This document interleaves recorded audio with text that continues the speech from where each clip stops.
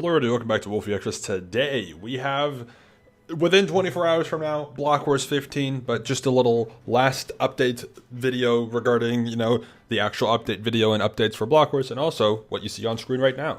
A hopefully last sub, fingers crossed, please. We've had 6, please not anymore. Substitute for Blockwars 15, Zam, if you didn't already. A lot of stuff happening with him in real life. He should not play. He subbed out himself, but I don't think it's a good idea for him to play. So he subbed out by himself. We didn't incentivize him at all. He just didn't want to play. Totally fair. If you want to learn more, check out the PrinceZam YouTube channel community section. I will not be talking about it because it's very serious and personal for Zam. So check it out yourself if you are not informed yet on what is happening. However, in his place, I guess, come 2 people, because it was originally a team of 4. Squiddo debuts as a newcomer for Blockwars on this team, and Poundy is also a sub again on this team as well. So yeah, should be fun. Red, Ash, and Poundy already teamed together on the purple team for Blockwars 11, so that's kind of a repeat trio that we saw previously. They don't have to worry about Tomb Tines because they did horrible in Tomb Tines last time, so that's good for them, I guess. Squiddo, of course, debuting. Kyle, of course, playing as well. Should be fun. Of course, unfortunate that the Quag isn't happening this time around, but I'm sure we're gonna at least consider it for a future event. I don't know when. It's not gonna be a regular event. I will not be compensating the main roster for another team of 4, team of whatever, for at least a little while, because I don't think that's fair. So we'll see if/when the Quag will make maybe a return or try to play again, but we'll see. I don't know. Right? No guarantees. Either way, hopefully last few subs. I will just say there's a pretty good chance that somebody's just not going to show up on Blockwars Day, because that always happens, and we never know who it's going to be. So we'll see, I guess, but fingers crossed. Anyways, let's get into the updates, because the update video has been posted, and we're gonna go over it a little bit. There's not too much major change this event. It's mostly balancing changes and a new game that's being introduced into the Blockwars lineup. So we'll go over everything in a timely manner, you could say. First off, it is mentioned that there is an updated point multiplier, which you will see over here. I made a mogul mail about this not too long ago, talking about the potential point multiplier for Blockwars, and you see the one at the bottom, Blockwars 15. The green one is the one we are using right now. It is a multiplier that has very nice rounded impact percentages on the total team score, and I can understand why you might be confused. Wolfie, what does that mean? I don't understand. I will explain. I'll do you a solid. I'll do you a favor. What does an impact percentage mean? It means when you combine all the points that you can gain for all the 8 games, and then multiply, the hypothetical. Let's say you score 1,000 points each game unmultiplied, and you multiply it by the multiplier. You then get 1,000, 1,000, 1,250, 1,500, 1,500, 1,750, etc. Right? You then divide the specific game by the total, and that means you can see how much of a percentage impact this has on your score. So you can see, let's say you score 1,000 points unmultiplied in game 1 versus 1,000 multiplied in game 6. Obviously, with a multiplier that's going to be a big difference, but with this impact percentage, you can very easily see how much that's going to matter. This isn't going to be relevant during the event for the most part, but it's a nice visualizer to give to you and also for us to use to properly view what's balanced, because you can see here with Blockwars Series 2 that with the old multiplier, having games 1 and 2 be worth 7%, of course 8% is not much better, but 7% is like nothing. It essentially means that like game 5 and game 6 are almost double of, well, actually they just are double of game 1 and 2, which obviously with this you already have that, but having game 5 and 6 be double of game 1 and 2 rather than game 7 be double of the 1 and 2, it's a little different, right? So it's a bit more spread out. It's a little bit more balanced. Methinks. I hope. I don't know. We'll see. I guess it doesn't really matter too much. However, one thing that is also important to note is with these rounded numbers, you can very easily see, hey, look, these certain games combined matter for as many percent or as much as these other games combined. Games 6, 7, and 8, if you combine these percentages, makes up for 50% of your points in the event. 50, so that's half. Half of your points come from the last 3 games. That means that if you fuck up, sorry, I swore. I just streamed, that's why I swore. I'm sorry. If you mess up in game 1, I'm sorry. It's not as big of a deal because half of your points come from the last 3 games. This was already kind of partially the case previously. It was actually less so the case previously, but now it's more so the case. So you have a gradual increase, but at the end, it's when you can swoop up a little bit more points. It's nice. I think it'll help. Regardless, let's move on. Yeah, we hope that this changes the game order a little bit. I know. Order up. The orders have been made slightly harder. What does that mean? It means that the types of things you get asked to make aren't necessarily very different.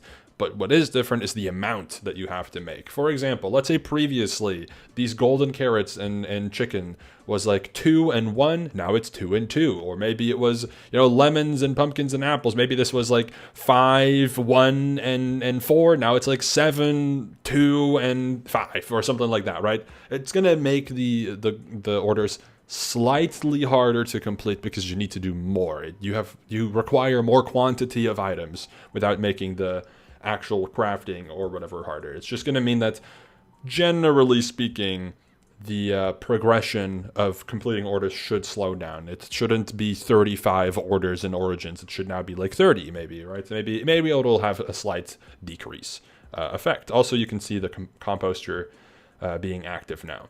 Next up, Spleevolution has been changed. There's a new arena, which no longer has the weird rings and the ice and whatever. It's just regular layers. And also the bottom layer has now been changed where the players are no longer 6 blocks tall. They're instead 4 blocks tall, which is good. It means that you can actually play the game a bit better because it's weird to be very tall in game, admittedly. Also, there's a new point system added to Sploof in general, the entirety of Oversploof, where at the end of the entire game, not end of the round, the entire game, you will receive, or the top 5 players who broke the most blocks will receive bonus points for their efforts, because it's fun. It's a fun way to give a little bit of extra points and incentivize people to play a bit more aggressive. So yeah, most blocks broken, it actually matters now. Pretty fun, right? fun little thing to give points for. Next up, Battle is back on Hull, a very popular requested map to make a comeback at some point. Obviously, because it was the winter time, it still technically is the winter time, but because it was the winter time, we kind of stuck to Frostbite. I will say, Frostbite hate is overdone, man. Frostbite's not bad. People claim Frostbite's a horrible map, but that map last event was great. It worked out pretty solid. It isn't like fantastic, but for battle standards, worked out pretty well. So yeah, we'll see how this map plays out, though. I think this is generally a bit more of a favorite amongst the battle maps, if not the favorite. The map is slightly changed, though, because the last time this was played, there were capture towers. Now it's capture points again, so that is important to note. Furthermore, there's some kit changes. Most importantly, if I remember correctly, the skeleton kit no longer has power 1 on their bow. That means that their bow is nerfed, which is important because that was very broken. Number 2, the fairy kit has been reworked. I think on the website it's slightly inaccurate, but for the most part, the idea is there.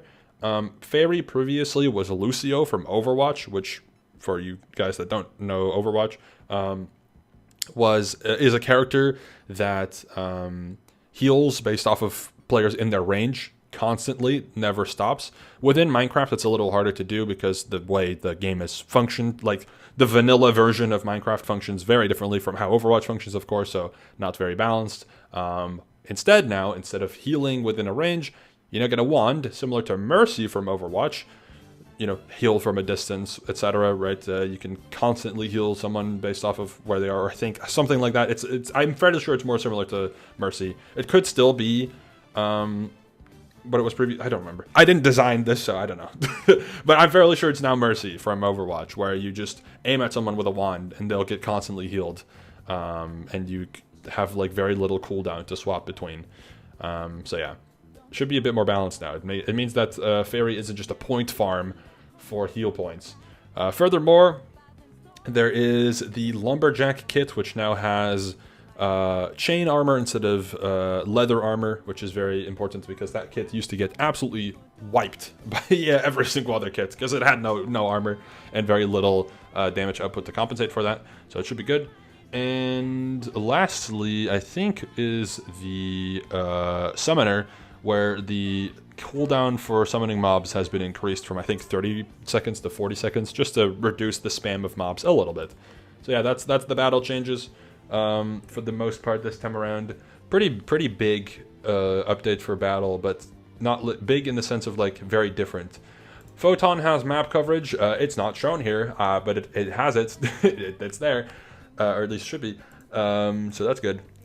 People used to have a lot of trouble with spawning in and getting immediately killed, which hopefully should be less of a problem. It's not going to be 100% fixed, but less of a problem at least.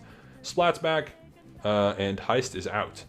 Also, Race is in rotation again, was benched last time. However, the map for this event is not going to be revealed yet. People are going to have to wait and see what map it is. I will say it's not a new one. This is a map they have seen before. It's not a new map. It's just a map that you're not getting told which one it is. You'll find out. Additionally, there's a change to tridents and jump pads and launch pads.